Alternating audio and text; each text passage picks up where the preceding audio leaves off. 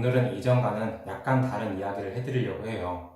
요새는 피부 관련해서 시술을 하는 병원이 워낙 많아져서 좋게 말하자면 고객분들의 선택지가 많이 넓어졌고 나쁘게 말하자면 어디서 시술을 받아야 될지 헷갈려지는 경우도 많아지셨을 거예요.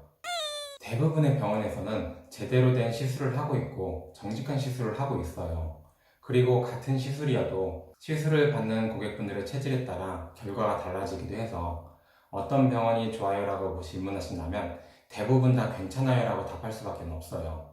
하지만 절대 가지 말라고 하는 병원이 몇 군데 있어요.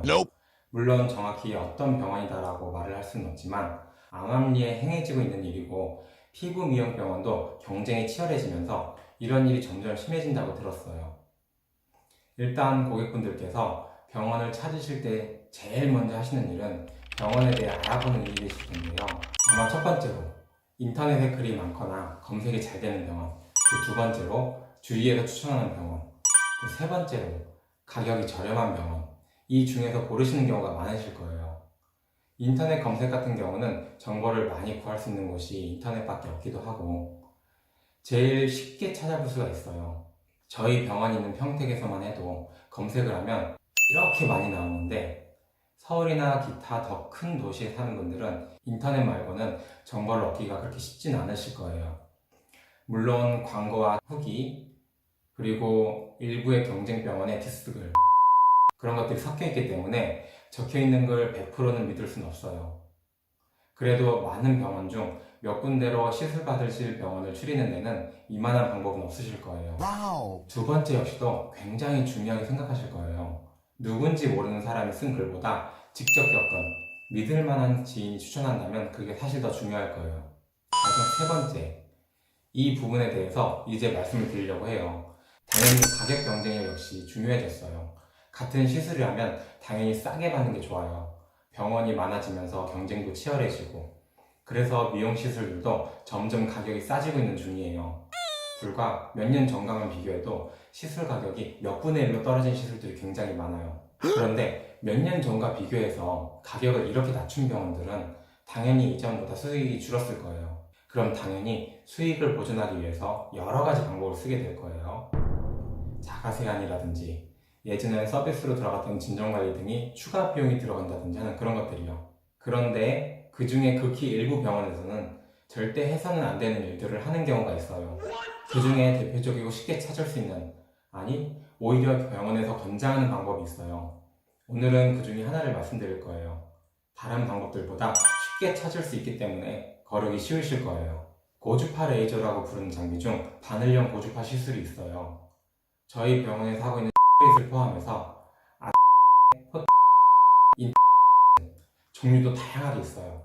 그 장비들은 바늘로 피부를 찌른 뒤에 바늘 끝에서 고주파를 내보내서 피부 밑에 자극을 주고 피부 탄력을 개선시켜주게 돼서 모공 축소나 흉터, 잔주름 등을 좋게 만들어주는 시술인데요. 문제는 이 바늘이 나오는 팁은 보통 쓰는 주사기 바늘이 아니라 특수 바늘이기 때문에 보통 바늘보다 훨씬 비싸요.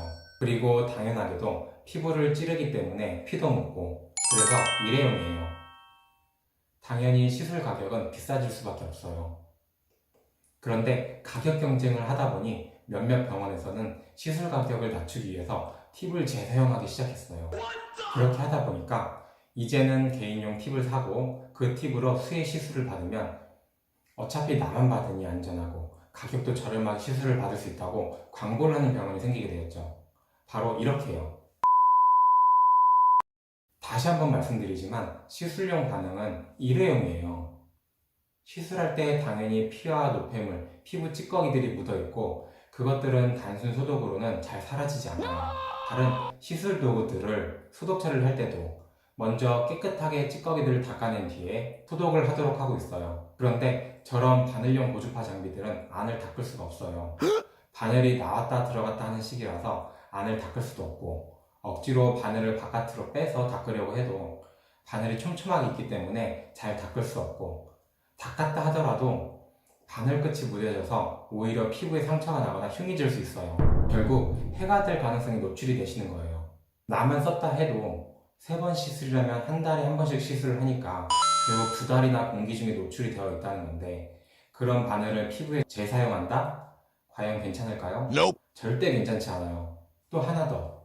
이렇게 재활용하는 병원이라면 시술 단가를 낮추기 위해 의사로서의 기본 양심을 버렸다는 것인데, 과연 바늘에서만 단가를 낮출까요?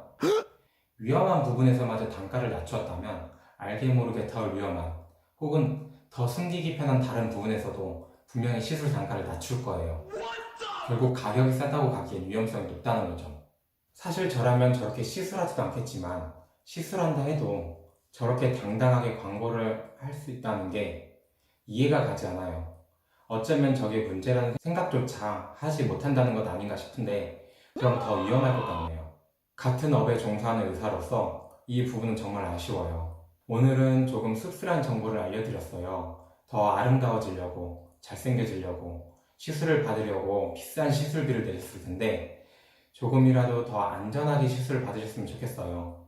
오늘 동영상 시청해주셔서 감사합니다. 다음에도 다른 주제를 갖고 찾아뵙겠습니다. 지금까지 닥터 디아마 닥터였습니다.